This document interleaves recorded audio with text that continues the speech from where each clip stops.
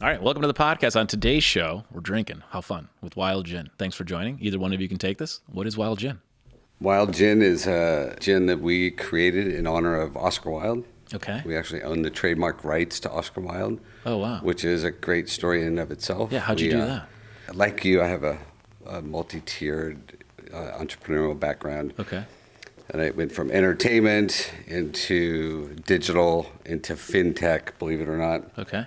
And at one point I decided I can't do this anymore. I was traveling from LA to London, 3 weeks in LA, 2 weeks in London for 3 years. So, and after doing that kind of commuting, I just decided I had to do something different. Yeah. And a buddy of mine said, let's look at doing something in spirits. That would be really fun. We both like to drink, obviously, so it was a great idea. And the timing was perfect for entrepreneurialism. I mean, people were doing, Casamigos had just come out, so everybody was trying to do the next big thing. Yeah. But we had been started this journey beforehand with another brand that we had come across. I had my background with Disney and DreamWorks doing some branded stuff, so I knew that starting with something, then trying to create a brand from nothing was a valuable thing. Yeah. And we met this Irish guy who was going to Ireland to look at Irish whiskey, and he called me from Ireland, said, I just met someone that says they own the trademark rights to Oscar Wilde. What do you think? And I said, I think it's bullshit. Yeah, exactly. How could you possibly own such iconic Fake name? news, right. So we flew over there, and sure enough, there was a group of interesting, pretty famous people that had coalesced these trademark rights around Oscar Wilde's name. And they had applications, and they had all these ideas of what to do. And when you get all that kind of creative energy in a room, I mean, they had crazy ideas. Totally. Wild whiskey, wild water, wild wool, wild honey, you name it. I mean, it was all over the map. Wow. So we showed up, and one of the investors knew my reputation from my tech company and said, let's let this guy run with this. Okay. And if you don't, I'm going to sue all of you guys. Basically is how it started. So you were blessed in that way. So we got the opportunity to acquire the trademark rights to Oscar Wilde. So that's where. So it started with that. It started with that. Okay, the storytelling, the brand, boom. Yeah, to try to build something worthy of the name. Yeah. I wasn't an Oscar Wilde expert by any stretch of the imagination, but everybody knows the name, right? Yeah. And if you don't, you feel like you do. Of course. And what's more important is... I feel dumb not knowing, but I kind of know. It's the most quoted man in the English language. So we've all said his quotes, whether we knew it or not. Okay. I have twin daughters, so the quote, no good deed goes unpunished, was something I said often as a kid, or with my children being kids. Yeah. Anyway, we set off to build something that was worthy of the name. What year was this when you were looking? 2018. Okay. So, okay.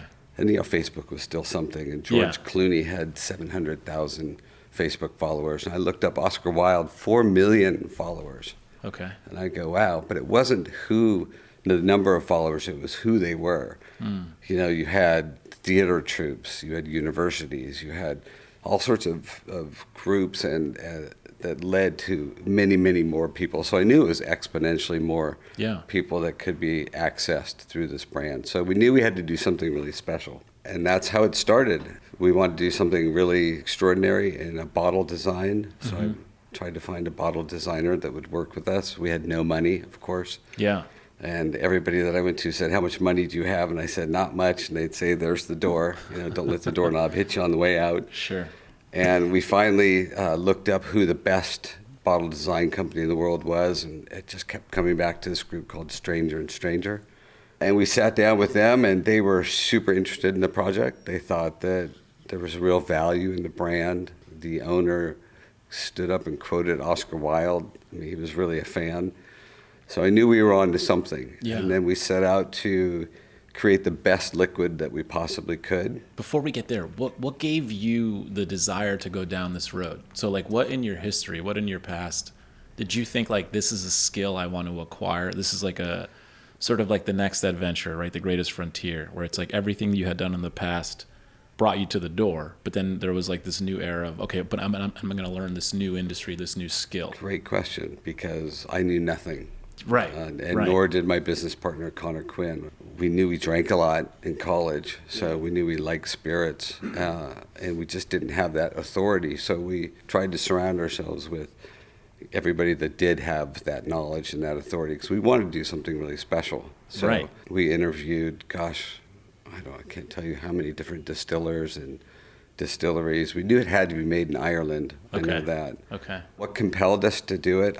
When I do something, I want to do it really well. So, and I'd done adventures in entertainment and technology, and we had real creative backgrounds, all of us that were involved, and I just figured this is something you can really sink your teeth into. We had this fantastic brand, this fantastic brand story.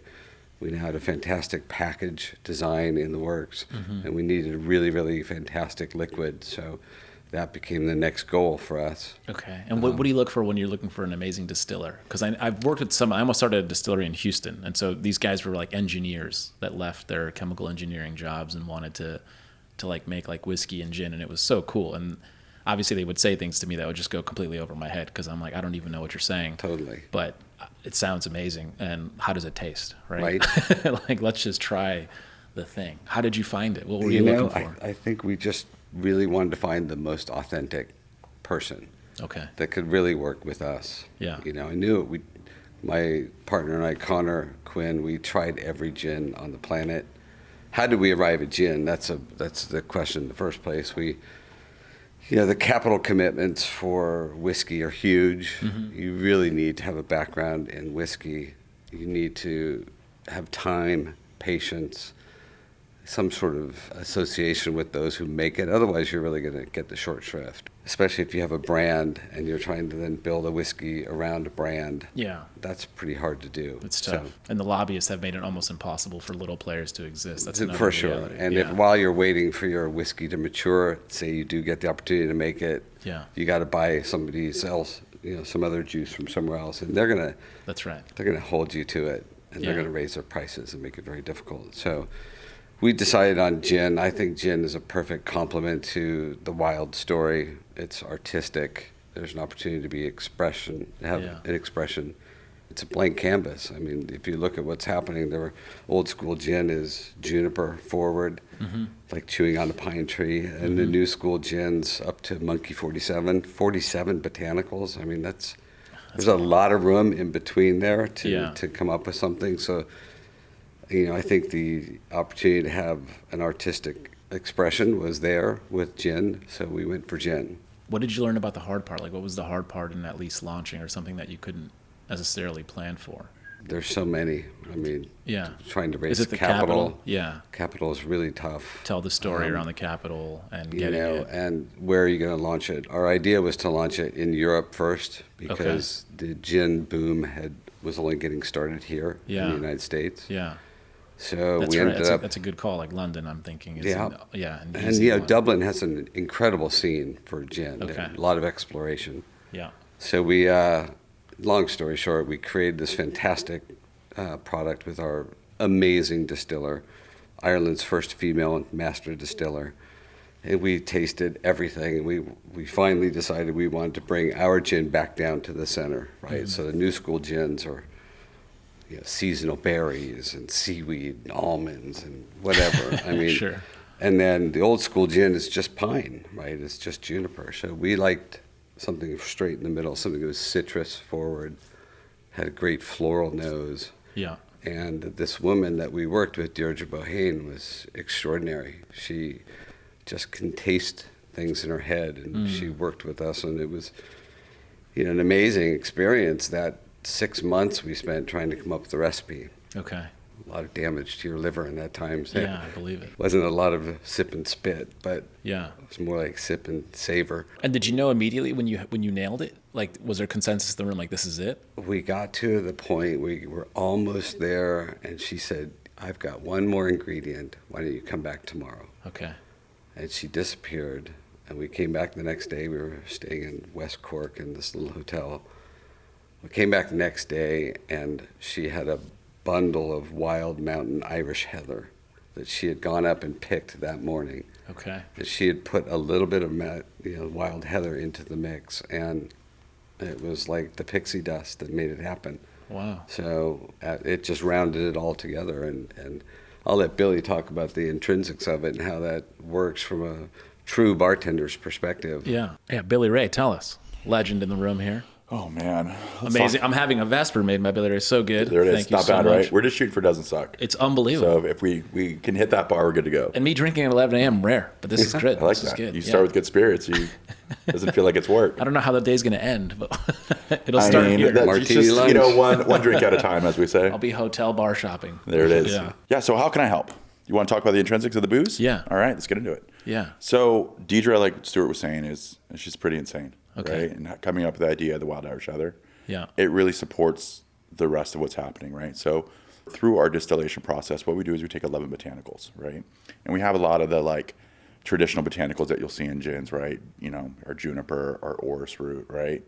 Like those traditional like hard spices and scents. Yeah. But we really back those up with citrus.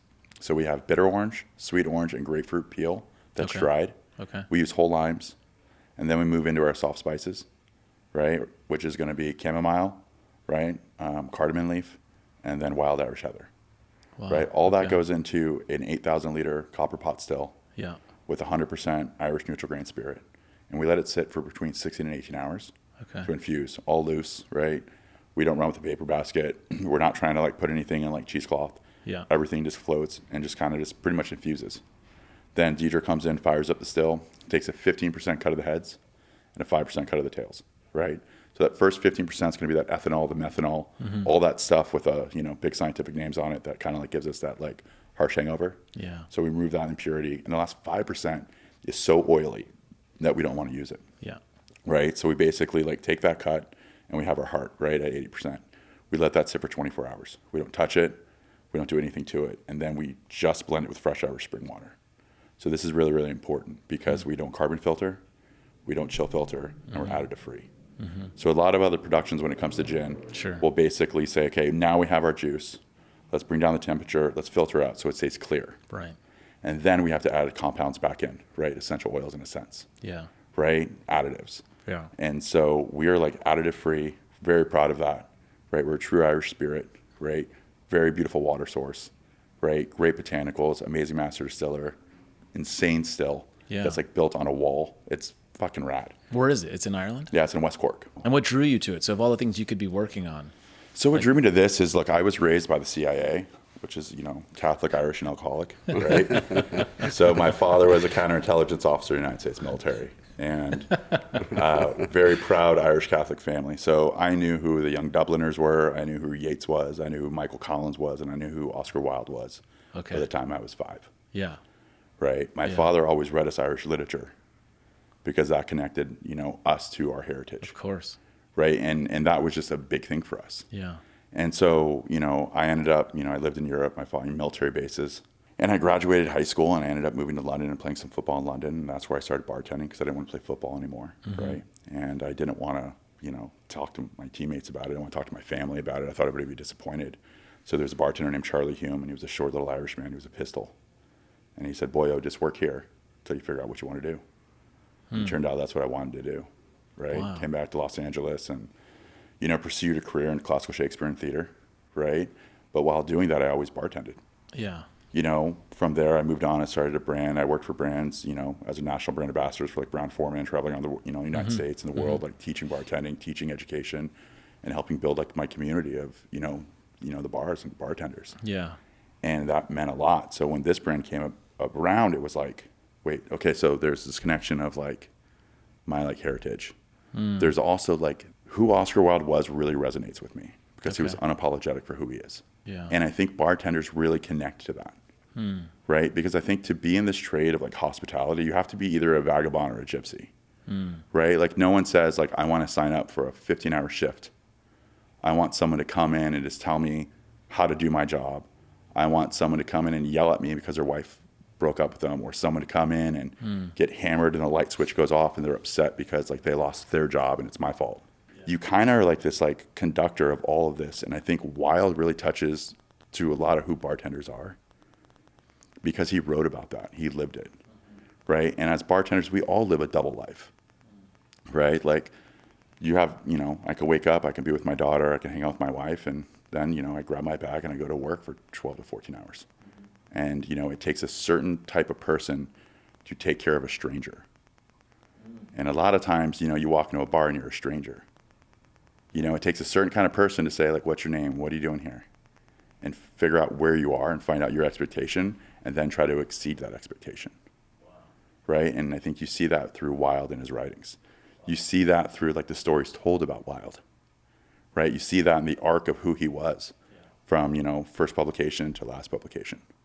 He's the most quoted man in the English language.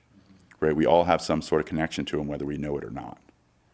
Right? And, I talk about this a lot, but 1 out of every 6 Americans identifies themselves as Irish at some part.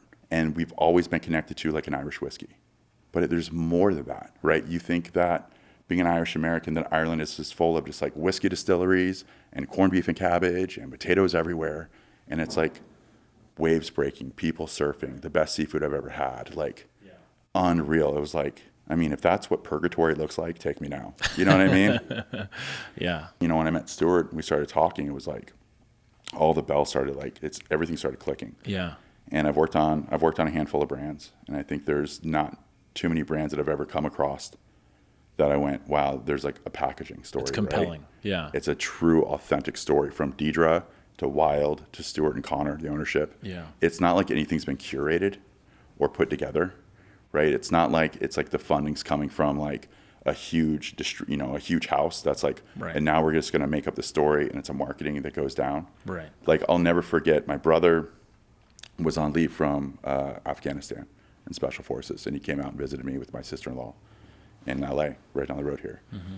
And we went out and we got a drink. And I remember we ordered two shots of whiskey to start it off with, right? And, he's been making his own wine, like, in war, right? So This is like the first. And I remember ordering something and thinking, like, this is really, really good. And I remember the bartender saying, yep, absolutely, you know what you're doing. And then, like, finding out, like, months later that it was all marketing that I fell for. And that was probably like, maybe the last time I was ever going to have a drink with my brother. Wow. And I fell for marketing. And I remember kind of making, like, a promise to myself, like, I'll never go down that route again. Wow. I'll only work with brands that are, like, truly authentic. Wow. Right? So even when me and Stuart met, I was like, where are your skeletons? Right. And It's very rare to talk to a brand owner and say, what are the skeletons? And them say, there are none. Yeah. Now let's go to Ireland and look at the distillery. Yeah. Let's go and, here's our brand story. And you're just like, it's just 100% authentic. And I think right now in the world we live in, I think it's when you find something that's authentic, like, stick with it. I think that's so important. I mean, that really resonates. Everything I do, I feel like I'm just cunty is the way I talk to people. Like, when people ask me about the things I'm doing, like, why do you like the sports bar? Like, why do you do that?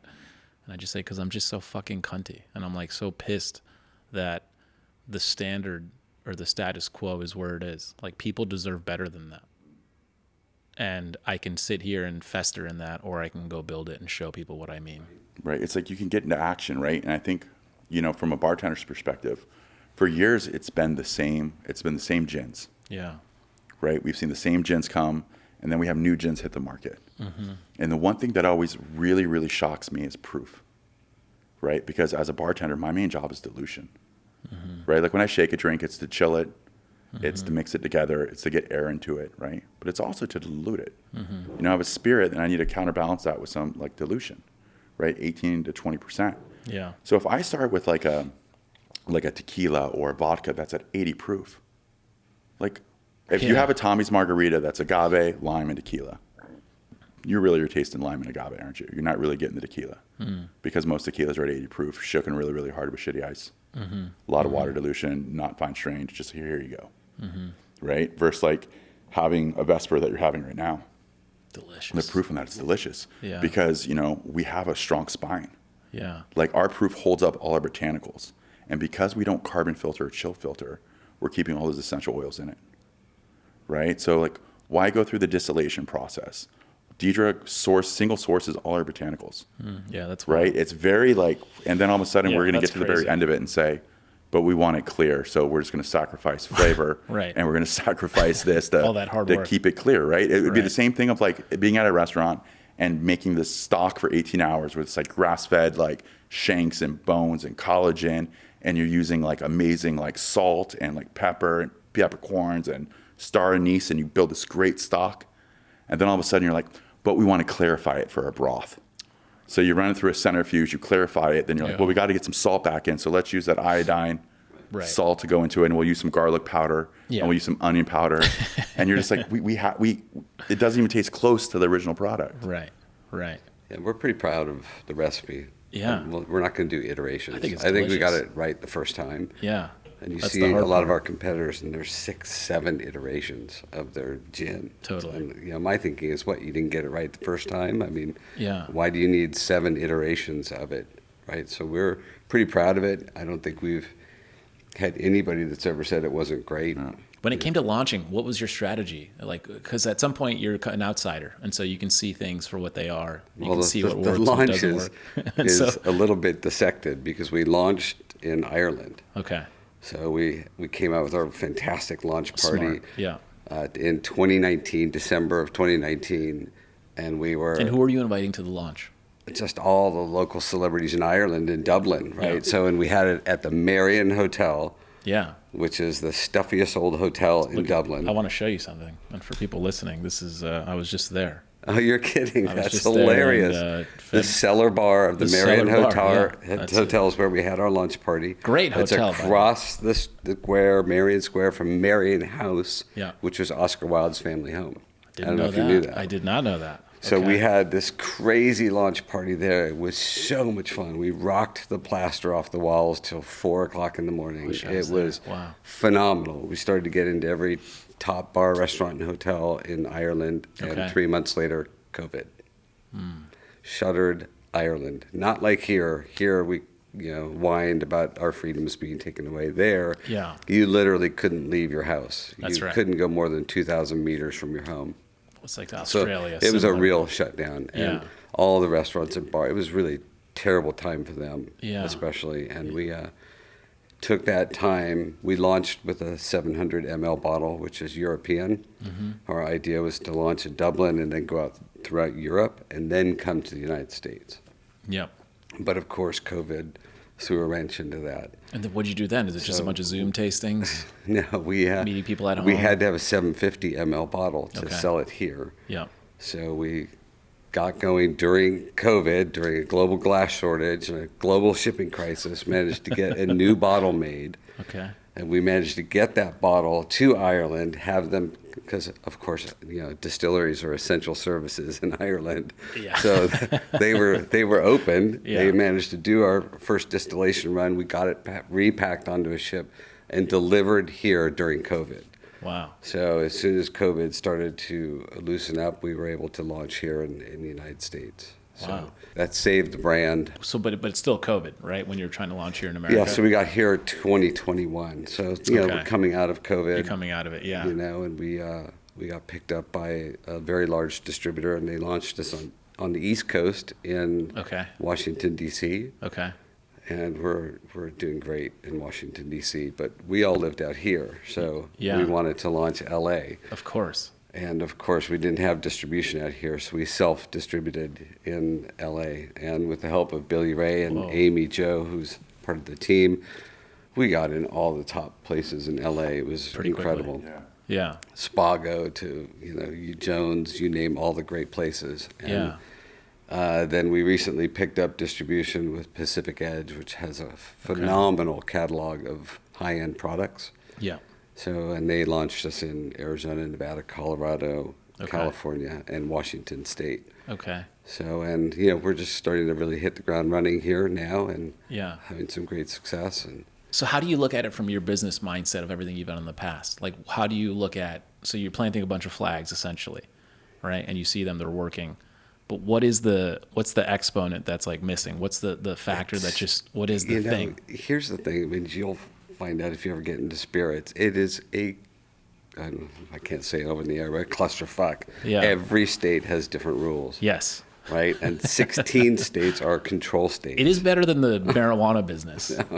Because that's a whole mess. Only tiny. But a little bit, yeah. But every state has its own rules, and Yeah. 16 states are their own distributors. So, it's really, really challenging to try and come up with a marketing strategy that works for every state, because you can't advertise alcohol in some states and you can give away alcohol in other states, and you can't do tastings in this state. You can whatever. It's just really challenging to try to figure it out. And for a small brand, we don't have a lot of money, so we don't have, Sure. we're not doing giant campaigns. Yeah. We're not paying a giant actor to come in and Does that work, in your opinion? the actor thing. Just like like these massive campaigns where there's clear celebrity behind it, like It because I know can. it's sexy and I It know it's cool, certainly can. but does it work? It certainly can. Okay. Ryan Reynolds did a fantastic job Sure. with aviation, Sure. and George and Randy did a great job with Casamigos. But there's a lot of celebrity brands that don't do well. That's And, right. Yeah, people you see know. through it, and to your point, or what you were saying before is like the brand is so there's no skeletons, and so to Well, we invite also one have in, like the best celebrity brand being Oscar Wilde because our celebrity's dead. I know it's kind of dope. You know what I mean? He already It's did like- all the things that would have upset people. Yeah, what so, was my right? It's true. And what upset people then doesn't even scratch the surface today. So, That's right. he's revered by so many people. Yeah. And what we have found is that celebrities are attracted to the Wilde name. It was a concert with Morrissey where he had this huge portrait of Oscar Wilde projected on the screen behind him during a concert. You have celebrities that constantly, pay homage to Oscar Wilde. How did you establish your price point?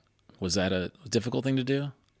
It's kind of necessity because it's not cheap to make our Sure. liquid. So The Wild Heather, I'm sure, is it's just single source botanicals, Right. and then we've the way we make it without compounds and non-chill filtered, no additives. Additives are cheap, right? So all of our botanicals are single sourced. yeah. So it's an expensive liquid to make, and then you've got all the margins that everybody has their hand out. You've got distributors, you've got importers, right? Yeah. So what's left is like, really? Is it worth it? But we're so proud of the product, and I think the reception. I mean, I've never had one person tell us that it wasn't good, ever. I love it. So, I mean, and if you pick up the bottle, the glass is, it's shaped like a book. I don't know if you noticed that. Has one of my favorite quotes embossed on the glass: "I can resist everything except temptation." Right? That's Appropriate. beautiful. Yeah. The top is Oscar Wilde's hand on a cane. You Okay. see the Yeah. hand wrapping around. I mean, we really spared no expense in getting everything right: the story, the liquid. What's on tap for this year? Like, what are the goals of the brand for 2025? Doing what we're doing, getting Yeah, the word out getting the there. word out. Right? Yeah. It's sips to lips. We've been doing a lot of trade shows and event activations, and Billy Ray and the team are constantly, flying around doing different activations. You can describe what those Yeah, are like. I mean, March is our Super Bowl, right? Because we have St. Patrick's Day, Yeah. right? So we prepare for that. Which was on a Monday this year, but you had the whole weekend. Yeah. So What did you do for St. Patrick's Day? so a friend of mine there's this group called the Friendly Sons of Ireland, and we all get together. So my lawyer is he's an Irishman, and this organization is really meant to connect specifically people from LA, businessmen in LA that are successful and Irish, to the home country, the homeland. And it's this beautiful thing where Downtown black tie, is that the one? Yeah, Yes. yeah. So it's A all lot of black friends that tie. go So to there's like that. 500 guys in black tie. But it's really beautiful because what happens is if you're a law student, let's say, in Ireland and you want to come, there's a host of lawyers here ready to have you for an internship all summer long. And you get the American experience, and maybe you move here, maybe you don't, but it facilitates some sort of learning. And so when I was saying Michael Kors was the keynote, and so of the Kors family, he was the keynote. And just everyone in the room's a legend. So this whole event starts first at pre-gaming at the Jonathan Club, and then we go to the Westin Bond Adventure, and there's 500 dudes in black tie, and then we end at the Cal Club. Fun. That's a good St. Patrick's Day. It's a pretty awesome St. pretty Patrick's good. Day. That's pretty good. That's a booze up. Yeah, and our table, sure. everybody brings one bottle of wine, and so, there's 8 of us. So Yeah, we'll make sure next year you get a bottle of gin. yeah, We'll have 100%. This is so much Vespers more on fun. every table. For Yeah, sure. yeah. But anyway, that's what I did for St. Patrick's Day. Yeah, so on for Monday us, I did nothing. Yeah. I was recovering. just recovering. Yeah. For us, like for example, we were like one of the key sponsors at Tom Bergen's every year. Okay. Right. Yeah. 14,000 people Right in the here. city Yeah. through that, and then also March is also really important to us because it's the month of the Oscar Wilde Awards. So we're one of the sponsors for that. It's for the Irish Alliance of the Arts. This year they honor like John C. Reilly. You know, it's a week of the Oscars, so we have that, and then Will like, Ferrell presented, and Do you ever do anything with food also? Yeah, Like, is there a component absolutely. to it where there's a tasting on the food? Yeah. yeah, I mean, Palm Desert Food and Wine. You know, a lot of these, you know, once again with alcohol, there's a lot of laws, Yeah, right? And right. one of it is like there really needs to be food at all these places as well, Yeah. right? To make sure we're doing it in a responsible way. Yeah. Right, and which is good for us. You know, one of our favorite people of the brand is Grant, you know, who's our culinary ambassador. Okay. And, you know, we'll go to Vegas and do a tasting, and, you know, Grant will cook it up. Or we did another event out in like Westlake Village where Grant flew in, and we did this like amazing dinner. The tray passed out. Yeah, he started food and beverage for Steve Wynn for all Okay. the Yeah. modern food and beverage in Vegas. Small player. Yeah. Yeah, he's such a great guy, and he's an investor in the company and Oh, just great. a real fan. So Yeah. it's fun to have people like that. And our cap table has got so many interesting people that just really resonate That's with the awesome. brand. I mean, it's just they believe in the story, and What is the fundraising schedule like? Like, are you always fundraising? you kind of feel like it. Yeah. I can imagine. I'm only 39. I don't. just look 62. So, you know, We're twins. it's tough, you know, but we've been very successful lately. Yeah. We have some people that just really believe in it. And the interesting thing about our brand is our IP. We own a huge suite of trademarks in Yeah. and around the Oscar Wilde name. So You can make like a movie around it. 37. A TV We show, don't own all of content. them. Sure. Of course, you can own the literary rights. Those are public domain. But we get to use it with, you know, impunity. I mean, we can use all the quotes we want and do on a regular basis. If you check out our Instagram, Okay. at Wilde Irish Gin with an E. Yeah. Because people forget to add the E. Sure. But we use his quotes all the time because they're so relevant. And it's fun. It's fun to Yeah. keep activating that. And you see how many celebrities, how many musicians have used his quotes in their lyrics. Yeah. It's pretty amazing. So people like me, we relax by having like a Negroni. How do you guys relax? Is it the same? How do you guys? Because you're in it. You're in the game. How do you do it? Well, we both have different ways. Yeah, both have different ways for sure.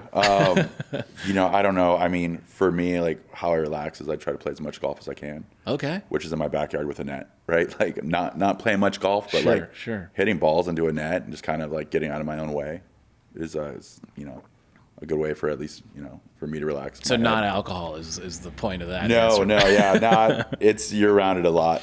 You Yeah. know, I had 9 lives with alcohol, and I pretty much gave them all up. Okay. You know, you spend enough time behind a bar, you just go like, all right, Do you still enjoy making cocktails though? yeah, for sure. Here's the thing: I enjoy taking care of people, Yeah. right? And you know, 50% of the world, I would argue, maybe 70% of the world has been procreated because of alcohol. You know, like, This is a good line. and people like want to drink, and I think drinking is great. Like, I love America because America is about immigrants and immigrant culture, right? And when people immigrate to America, they bring their drinking cultures, Yes.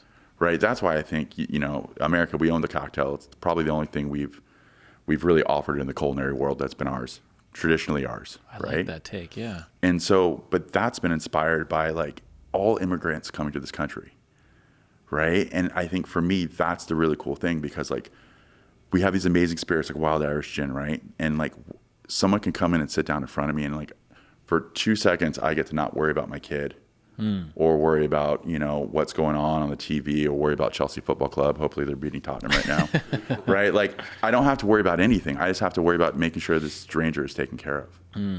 And, you know, I think that's such a gift, right? And I think that if more people in this world took care of strangers, and sometimes taking care of doesn't need to be like refilling your water, but it can just be like shooting a stranger a smile on the street Yeah. or letting someone go in front of you at the grocery store that has like less items in their basket. You know what I mean? To me, that's like this thing. And it's hard. I think kind of like we're like goldfish in a sense where we forget that. And that's why I True. think, you know, literature is really, really important. I believe Shakespeare is massively important. I believe, you know, reading Oscar Wilde is massively important. You know, I think last week opened up on Broadway, you know, Picture of Dorian Gray. And I think it's so important for people to see it, Yeah. right? To kind of remind us of our culture, right? Like, I mean, Yeah. Shakespeare said it best, right? To hold a mirror up to nature and scorn our own image is what art does. It's beautiful. And cocktails can do the same thing. Yeah. So I think really what a great bartender is a true artist. That Yeah. it's not about the drink you're having.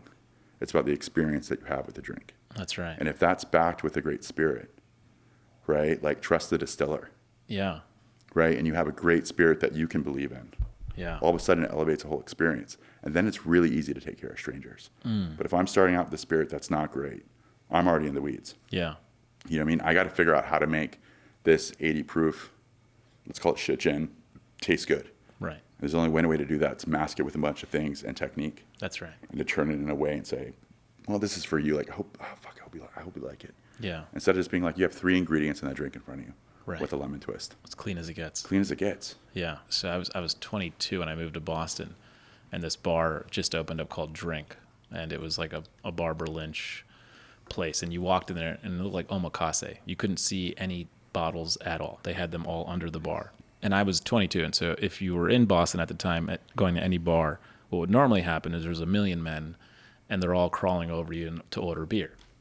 And so if there's someone next to you, you can't hear them at all. Like, it's awful. It's a terrible experience. And so this place, especially when you're trying to meet a girl and have like a conversation. And so this place, they limited the number of people that went in, and you couldn't see any liquor. And so they would just ask you what you wanted. And it was the first time this was happening. This was roughly 2010. And so I'd never experienced anything like this. And I was like, oh, okay, interesting. And so we just started, what spirit, citrus forward, not citrus forward, blah, blah, blah. Okay. So we started with that. And then 3 of my guy friends, we'd go all the time. We took notebooks now. And now we were, what's the spirit? And then at some point we were like, when was this lime pressed? And so we knew the lime juice, whether it was the first hour or they only did it. It was, I think they maxed it at 8 hours. That was it. Yeah. Anything over they tossed. And we knew. And so we got all of a sudden really dialed into this experience. But the experience was we could talk to people next to us. We could enjoy this drink. And in some way it was a form of education. And it was beautiful. And there were, and you didn't care what you were paying because it wasn't about that. Because the way I looked at it was like, just like people pay thousands of dollars for a college credit, they're never going to remember anything they learned in that classroom. I remember everything I was learning with me and my buddies at this place. And like the palette, the sophistication all of a sudden comes with it. But it's also like the storytelling of the whole thing, It's all storytelling. It's all storytelling. And the thing is like, whether I'm sitting at an airport bar or whether I'm sitting at a bar and I see the back bar, like working in this industry, it's hard not to see my friends. Yeah. Right? It's hard not to see like a bottle of whiskey or tequila and be like, oh, that's Gilbert. Oh, that's Luke Ford. Yeah. I wonder what Daniel's doing. Right? Because they told the best stories and I have the best stories with them. That's right. Right? That's and right. I think like that's the thing about community that's like so important. Yeah. And, we and Stuart were driving down here and the streets are empty. Bars are really suffering. Yeah. And, hospitality is really, really suffering. And if people don't hear that story, then what? That's right. You know? I mean, LA is legendary for stories. And that's the thing I think we have to get back to. And that's why the youth aren't drinking, because they're just not being told these beautiful stories. They're just not doing anything. But they have to. It's so important. There's so much history come back there. Out.